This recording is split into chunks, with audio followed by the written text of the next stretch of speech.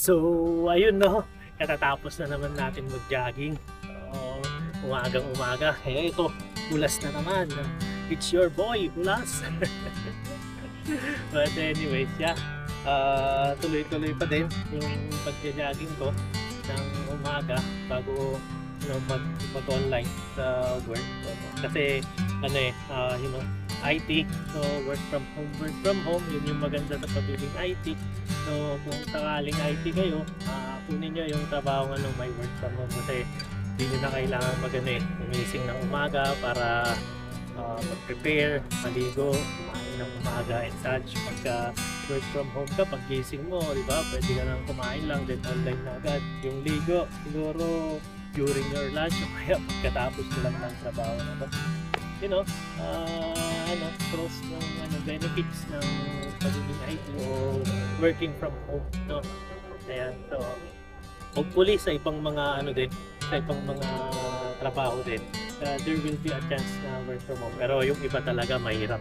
Hindi hindi pwede yung work from home. So I am blessed. Thank you kay God dahil sa ganitong binigay sa ating trabaho. Ayun nga, dahil sa work from home tayo, nakakapag-jogging tayo ng umaga. Pero pumapasok pa din naman kami sa office din sa work. So once or twice a week. Depende sa schedule din naman. So ayun, good pa din naman yon yung pumunta sa office. Siyempre para makasama mo yung mga workmates mo. Kasi para magkaroon din ng camaraderie tsaka stronger connection. Kasi pag direct yung work from home ko naman, di mo na nakita yung mga katrabaho mo. Mamaya di mo pa ganun pinakakilala, no? Then, ayun, pinakamaganda dyan, nakakasama ko yung pamilya ko, no? Yung mga anak ko, nababantayan ko ng pagkatapos nila mag-work. Minsan nahatid ko.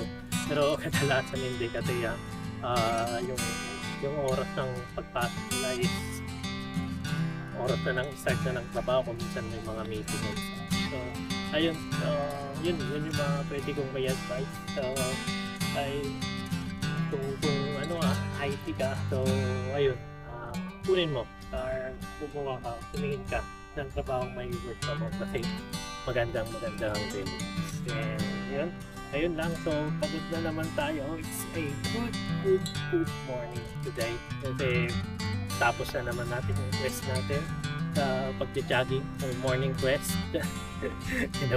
Ginawang mission sa laro no? But yeah, I'm happy that nagawa ko ulit today. So tuloy-tuloy pa din yung pag-jogging hanggang pumayat tayo. So ayun lang, good morning and bye-bye.